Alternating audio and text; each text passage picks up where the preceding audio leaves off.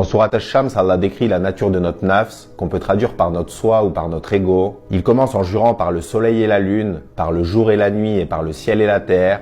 Puis il dit et par le soi et celui qui l'a bien équilibré et qui lui a inspiré son immoralité et sa piété. Donc tout comme les éléments de la création fonctionnent en couple, notre soi a aussi deux facettes. D'un côté son immoralité et son explosivité, et de l'autre sa piété et sa capacité à gérer ses pulsions. Et au total, l'être humain est composé de trois éléments. D'un côté, on a le corps et ses besoins. De l'autre, on a la lumière qu'Allah a mis en nous et qu'on traduit par l'âme ou par l'esprit.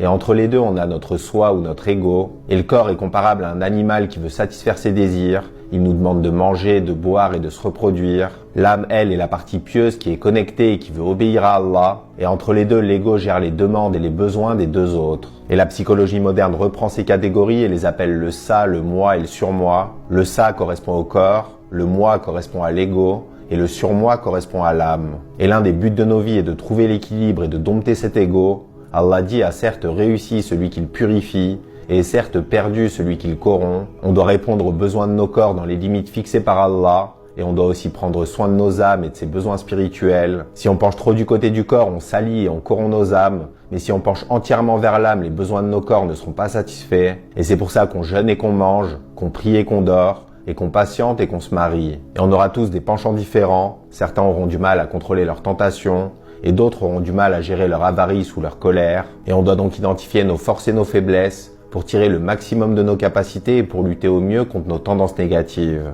Et la mauvaise nouvelle est qu'on ne domptera jamais totalement notre âme. Allah dit dans le Coran, ne vantez pas vous-même votre pureté. D'une part parce que ce serait de l'arrogance, et d'autre part parce que personne ne sera jamais totalement pur. Et on sera donc pas jugé sur le résultat final, mais sur les efforts qu'on fournit. Et tout comme nos penchants et nos prédispositions, nos parcours seront aussi différents. Allah dit dans le Coran, quant à ceux qui luttent pour notre cause, nous les guiderons sur nos sentiers. Et la religion tout entière est décrite comme un sentier. Mais ici, Allah dit qu'il nous guidera sur ces sentiers, parce que la religion est unique, c'est le chemin droit qui serait comme une énorme autoroute. Mais pour y arriver, on empruntera tous des chemins différents qui dépendront de notre point de départ. Certains partiront de très loin, se perdront et mettront du temps pour y arriver, alors que d'autres seront dès leur enfance très proches ou même déjà sur le chemin. Mais même une fois sur la bonne voie, rien ne nous garantit qu'on y restera jusqu'à notre mort. Et c'est pour ça qu'à chaque prière, on demande à Allah de nous guider. Et comme dans un marathon, l'essentiel est de continuer d'avancer, de se relever quand on tombe et de ne jamais abandonner.